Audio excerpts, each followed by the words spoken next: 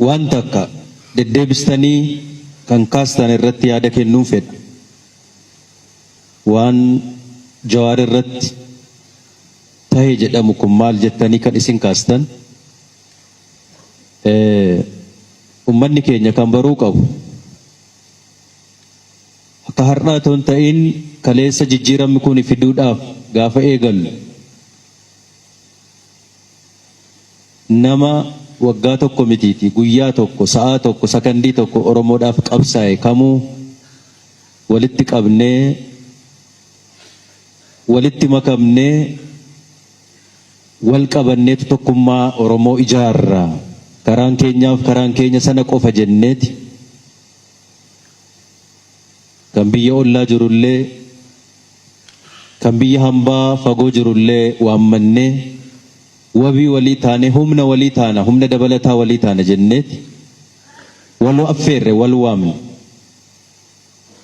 kanaan qofa qabsoon Oromoo kan cimuu danda'u tokkummaan Oromoo kan inni cimuu danda'u jenneeti. Sana keessaatii obboleessi keenya nama takka hundi keessanuu akkuma hubattan gaafa miilli isaa biyya kana ejjetu kaasee ulfina guddaaf kabaja guddaan isa simanne hundi keessanuu hin beektu.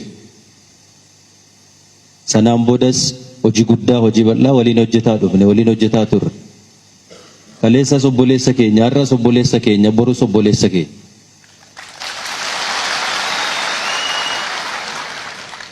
Wanti tibbana kana ta'ee jedhamu poolisootaan halkan dhaqanii eegdota biraa kaasan kan jedhu dhageenye hundi keenya gaddinee hatattamaan dubbiin kun akka irraa dhaabbatu ta'utu irra jiraata jennee hundi keenya iyyuu morminee namoonni kana raawwatan seeraan gaafatamuu danda'utu irratti jiraataa amantaa cimaa qabna kana irratti nullee. Waan namni baruu qabu ituu obboleessa keenya balleessuu barbaanne hidhuu barbaanne biyya kanattuun affeeru inumaa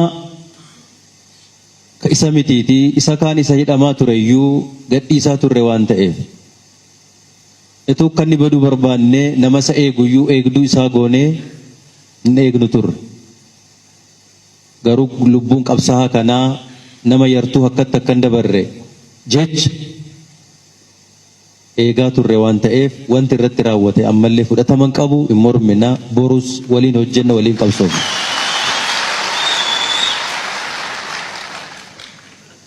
Kanaafuu ummanni keenyas isinis akkasitti hubachuun gaarii. Bakka dogoggorreetti garuu wal mari'achuu qabna. Bakka dogoggorreetti wal sirreessuu qabna. Bakka dogoggorreetti wal gorsuutu nurra jiraata. Malee wal balaaleffachuun wal yakkuun wal balleessuun qabsoo saba keenyaa ajjeesaa dadhabsiisaa dhufe malee hin cimsine hin jabeessine. Kanaaf sanarraa barannee hundaayyuu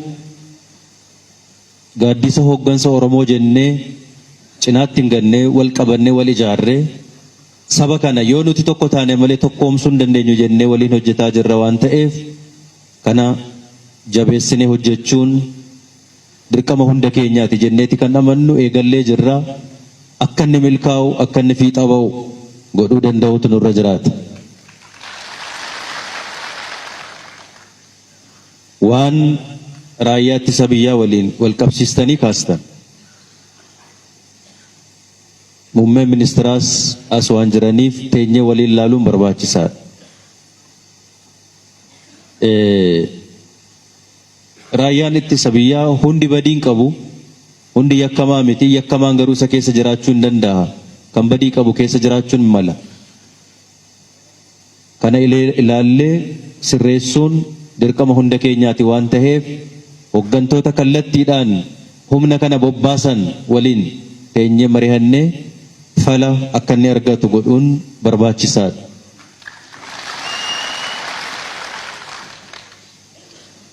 Kan magaalaa Harar magaalaa Direedhaa rakkoo hedduu keessa ture har'allee rakkoo keessa jiru dubbiin kun dubbii ulfaataa fi cimaadha. Kamagala Hararii hanga tokko karaa qabsiisuudhaaf yaalamee jira. Rakkoon cimaan nurratti dhufaa jiruu fi uummata keenyallee haalaan dararaa jiru rakkoo magaalaa Dirree Dhawaati. Dubbii kana gadi teenye ilaallee maddi rakkoo kanaa, abbaan rakkoo kanaa, uummata kana kan dararaa jiru eenyu kan jedhu ilaallee falakaa'uun barbaachisaadha. Yeroon isaas har'a waan ta'eef dubbii kanas yoo ilaallee gaarii ta'a jenneeti kan laallu.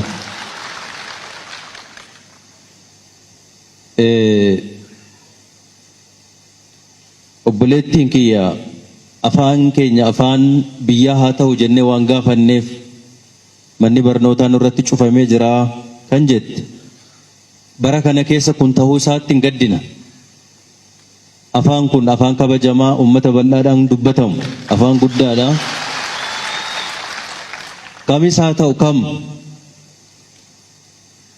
inni mana barumsaa arra cufu soo jiraate nama dogoggore nama karaarraa kaate jaallannis jibbines afaan Oromoo afaan biyya kana hin ta'a.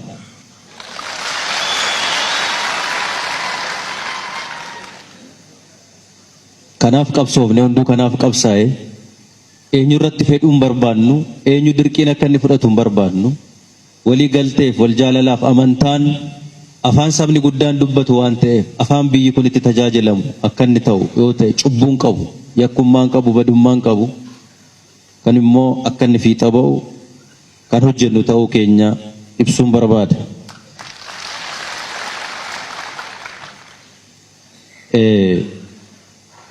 Egaa erga kana jenne rakkoon deddeebi'ee nurratti dhufu kun maaliif akkas tahaa? Kaleessas rakkoo ture har'as rakkoo jira kan jettan dhugaadha. Kun waan haalamu miti. Rakkoon har'a nurra jiru rakkoo hanga kaleessaa miti. Hangi tokko nurraa furamee jira. Garuu har'as rakkoo keessa jira. Akka Oromiyaatti rakkoo hedduu jira. Lixaanis yoo laalle, kibbaanis yoo laalle, giddu galas haa ta'u bahaan rakkoon kuni maali yoo jenne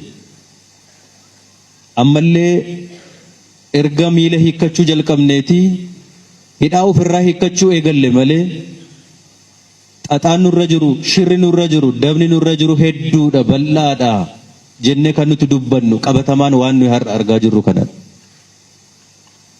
Shira guddaatu nurratti deemaa ture, nurratti deemaa jira.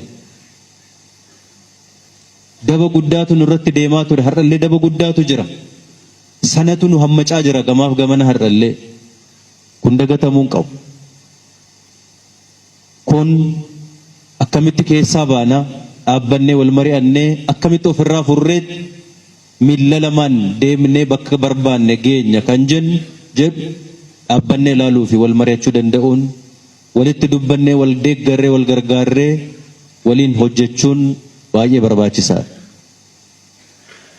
Wanti biyya kana keessatti hubatamuu qabu nus waa'ee tokkummaa lallabaa baane, waa'ee wal jaalalaa, waa'ee waliin jiraachuu biyya kanaa iyyaa baane.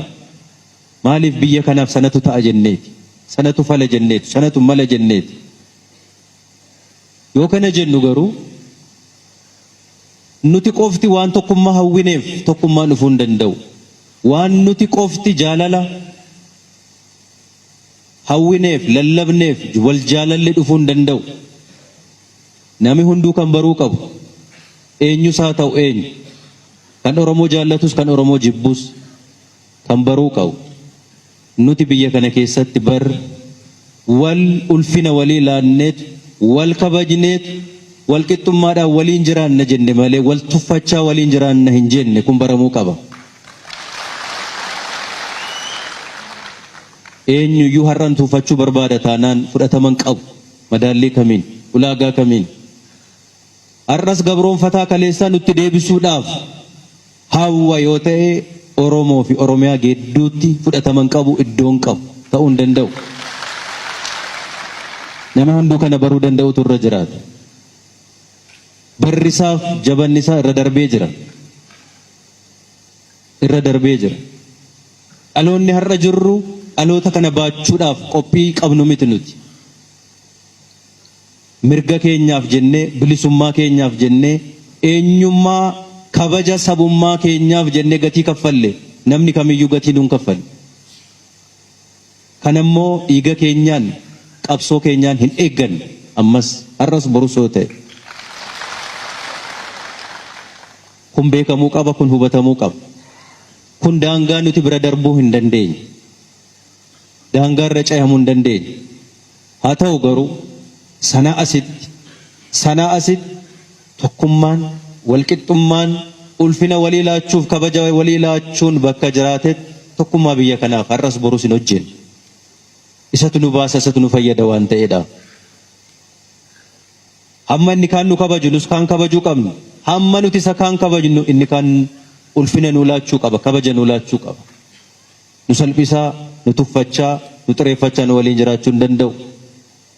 Nus kaaniin salphisaa, kaaniin xireeffachaaf xureeffachaa, kaan nu simatee nu fudhatee waliin jiraachuu dandeenya jenneen amannu. Biyya kana keessatti olaantummaan eenyuyyuu akka inni dhufu hawwii akkasiin qabnu nuti walqixxummaaf tokkummaan wal jaalalliif wal kabajanii ulfina walii kennanii waliin jiraachuutu dhufuu qaba biyya kana keessatti jennee amannu. Kana kan ta'uu qabu. Kanaaf kun akka inni dhufu hojjechuun baay'ee barbaachisaadha. Deemee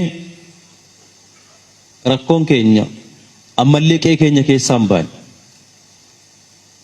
Iddoo biraatti quba qaburra of keessa ilaaluun ammallee nu barbaachisaadha. Keessumaa warri biyya kana hooggannu dhaabbannee har'allee ilaaluun dirqama keenya. Isin kaastanii jirtu. Mataan keessan akkasii, miilli keessan akkasii. Har'allee iddoo tokko tokkotti jijjiiramni hin dhufne. Rakkoon Dirree Dhawaa keessatti nu rakkistu etuu caasaa cimaa, gurmuu cimaa qabatuu qabaanne hanga kana uummanni keenya dararamu.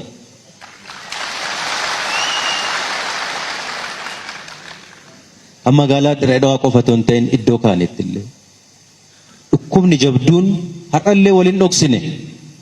Isin dhoksuus kan nuti hin barbaanne dhukkubni jabduun har'allee nu keessa ODP keessa hin jirti.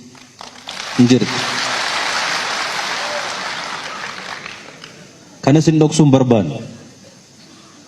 Halkan tokkotti dhukkuba keenya, xurii keenya ofirraa dhiqannee jirra jennee isin gowwoomsuu hin barbaanne. Dhukkubni jabduun hin jirti. Maaliif? Kaleessa gaafa qabsoo kana waliin qaban jalqabnu gaafa gadi baanee qaama falmuu qabnu lubbuu keenya laannee falminu kan waadaa walii galle as geenya dhaabbachuuf hin turre. Imaanaan isin nutti kennitan kana qofan turre. Imaanaa guddaa ture kan nutti laattan. Waadaa gurguddaa walii galle.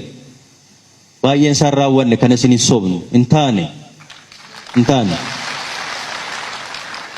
Kanaaf ammallee dhaabbannee dhukkuba keenya hiikkachuu danda'u nurra jiraata. Gaafa lafti gubattu wal bira dhaabbannee gaafa lafti qabbanooftu deebinee wal dararra yoo taane waan kaleessaa daganneetu quuqamaa fi aantummaa saba keenyaa daganna yoo taane hin ta'u. Har'as abbaan barbaade kan inni hubachuu qabu. Wanti Oromoon hin feene nuti fe'uu hin dandeenyu, waan Oromoon hin jaallanne nuti jaallachuun hin dandeenyu, nuun malu hin ta'u. Kanan goone. Kanatti deebi'uun nurra jiraatan jennu. Hanqinni jajjabduun, dogoggorri jajjabduun nu keessa hin jira irrallee. Hin jira.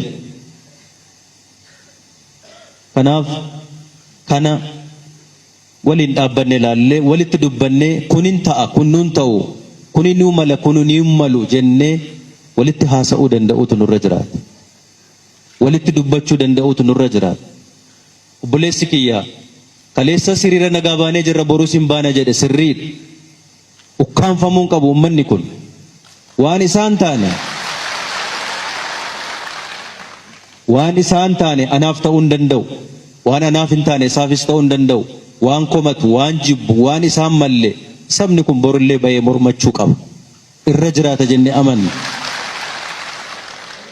Garuu waan cimaa fi waan jabaa isin kaastan tokko jira. Naannoo biraatti namni hiriira nagaa gaafa ba'u nagaan bahee galaa, kan keenya garuu lubbuu gannee gallaa, dhiiga dhangalaafnee galla, maaf taa keenya kan jedhe dhimma jabaa.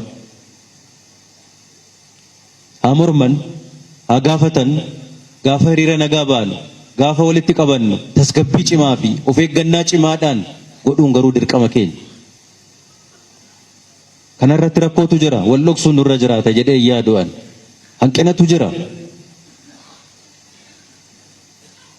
Kun immoo rakkootti nu gashaa jira. Waan hin taanetti nu gasheetu waan tahuu qabu akka inni hin taane taasisaa jira.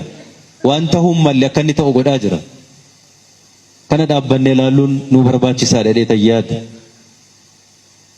Haa ta'u garuu mirga keenya gaafachuun, mormachuun nu barbaachisaadha. Mormannee tasgeenye, gaafannee tasgeenye, namni kennaa nuu kenne hin jiru. Borullee gaafachuu qabna. Sirnaan, seeraan, tasgabbiidhaan, wal dhagahuudhaan, wal hubachiisuudhaan garuu ta'uu danda'utu irra jiraata. Yoo kana ta'uu baate ummata guddaadha nuti, ummata bal'aadha. Rakkina baay'eedhaaf of saaxila. Hundaa ol, hunda caalaa waan yoomiyyuu Oromoon dagachuu hin qabne waa'ee tokkummaa Oromooti. Yoo tokkummaan Oromoo hin jiraanne rakkoon Oromoo taakkuu tokko ni hiikkattu. Tokkummaan biyya kanaas, rakkoon biyya kanaa hiikkate, tokkummaan biyya kanaas yoo hin hiikkanne biyyi kun rakkoo kana keessaa ba'uu hin dandeessu.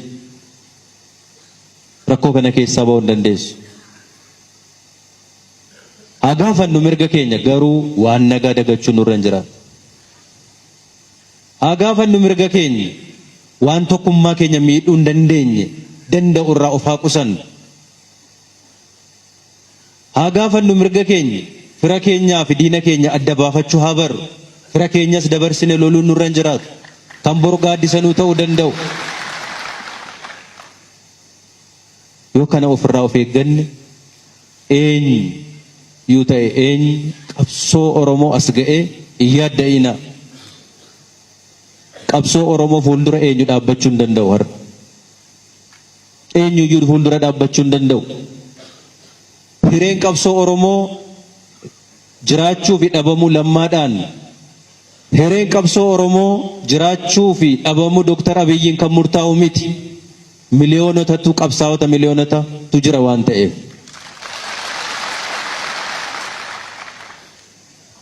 Isaa ol garuu gurmuun nu barbaachisa. Wal dhagahuun nu barbaachisa.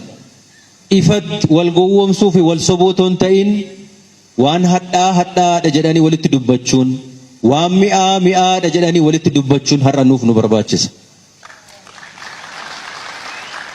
Harka walii dha'uu miti, dhugaa walitti himuu, haqa walitti himuu nu barbaachisa. Waan ta'eef rakkoon jajjabaan nurra jira, dhugaadha. Kana haaluun qabnu, haaluun nurra hin jiraatu. Asiif achiin kan harka nu harkisu, kan miilla nu butu waa hedduu jira. Sababa kanaani wantoonni kaleessa waadaa walii galleeyyuu etuun raawwatiin, etuun xumuramiin as kan ga'an. Waan ta'eef ummanni keenya guutuun har'as wal gurgufachuunii fi wal dhageenye bakka wal qeeqnutti wal qeeqaa, bakka wal komannutti wal komachaa, garuu tokkummaa keenya, wal dhageettii keenya cimsinee hojjechuun barbaachisaadha. Har'as nuuf murteessaan isa jenneeti kan amannu. Gara fuula duraatti fiiguu fi tarkaanfachuu keenya kan murteessu isa jenneeti amanna waan taaneef kana jabaannee yoo waliin hojjenne rakkoo har'a nurra jirtu kana ofirraa furuu dandeenya. Borus guyyaan keenya guyyaan hunda keenyaati. Bariin keenya jennee abdanna. Kanaaf iyyuu manguddoon qeerroof qarreen keenya, abbootiin gadaas hundi keessan iyyuu akkuma wal gargaarree hojjechuu jalqabneen nagaadhaaf, tokkummaadhaaf wal gargaarree haa hojjennu jedha. Ulfaadhaa.